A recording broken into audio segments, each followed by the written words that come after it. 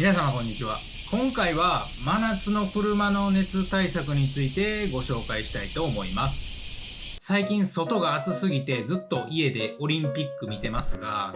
昼過ぎに車に乗ると乗った瞬間めっちゃ暑いですよね。大体の方が昔からある車の日よけサンシェードを使ってると思うんですが、それにプラスして車内温度の対策になるものを今回はご紹介します。それはダッシュボードマットです。ダッシュボードマットってなんやねんって思った方多いと思いますので、簡単に説明すると、ダッシュボードの上に置くマットのことです。ダッシュボードマットはそもそも日本ではあまり知ってる方少ないと思うんですが、オーストラリアなどの紫外線が強い地域では必須のアイテムです。マットをダッシュボードの上に敷くことで、フロントガラスの映り込み反射を軽減、紫外線によるダッシュボードの劣化を防ぐ、車内温度の上昇を抑えるといった機能があります。僕は前からずっとこちらのオーストラリア製のダッシュボードマットを使っているんですが、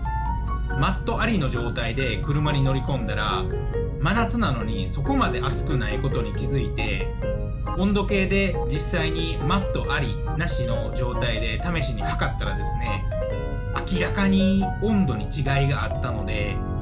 今回はそちらの映像をお見せしたいと思います。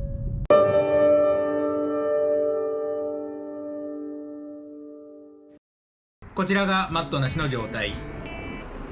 どちらも晴れの日で前日から放置、午前11時頃に撮影しました。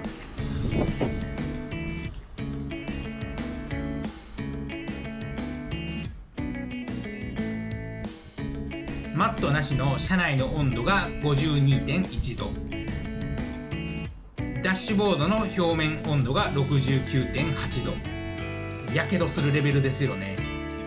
こちらがマットありの状態。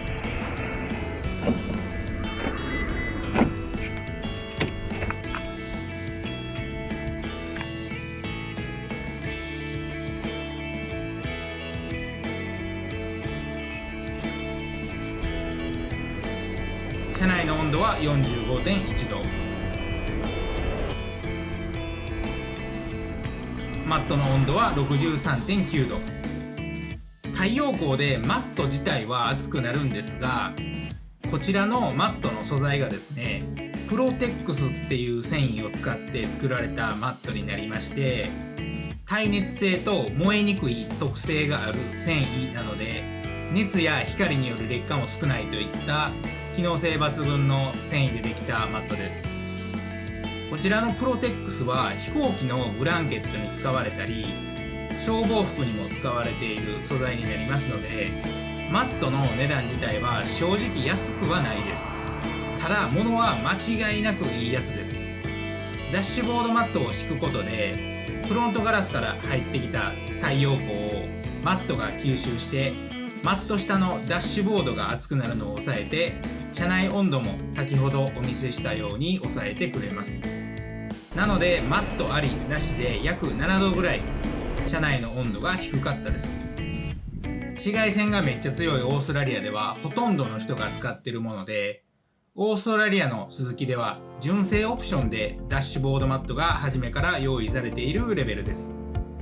それぐらい紫外線が強い国では必須のアイテムですね。先ほどお見せしたように車内の温度も抑えてくれますし、一番のメリットであるフロントガラスの映り込みがこんな感じでかなり減ります。特に僕みたいな視力が悪い人は運転していると目が疲れるので、フロントガラスの映り込みが減って前が見やすくなることで、その分目の疲れもマシになります。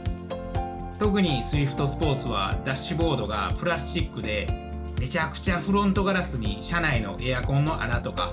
ダッシュボード自体が反射して、夕方とか特に広いので、スイフトスポーツにはかなりおすすめですね。なので Amazon で売ってる3000円ぐらいの中国製の安いマットと違い、耐熱性もあり、映り込みの軽減、ダッシュボードの劣化も防ぐといったなかなか優れたダッシュボードマットです。ただしそれだけいい素材で作られていて、スイスポ専用設計でマットの形も整えられていますので、お値段は1万円を超えてしまいますが、正直こちらのマットを使って今で8ヶ月ぐらいですが、マットなしでの運転はもう考えられないですね。それぐらいに快適です。前回別の動画でスイスポのここがダメっていうテーマの動画でも言ったんですが、またこれ言うとちょっと荒れそうなんですけど、スイスポの内装、特にダッシュボード周りってめっちゃ安い感じなので、このマットを引くことで内装の大部分を占めるダッシュボードをカバーできて、内装の安っぽさも軽減できるので、ほんとずっと愛用しています。これから盆休みとか8月の最高に暑い時期に入りますが、サンシェードとダッシュボードマット、それプラスハンドルも熱くなるので、ハンドルのカバーも買ってこの暑い夏を乗り切りましょう。以上が夏の車内温度の対策方法でした。この動画が参考になったよと思っていただけましたら、ぜひチャンネル登録と高評価をよろしくお願いいたします。それではまた来週、ありがとうございました。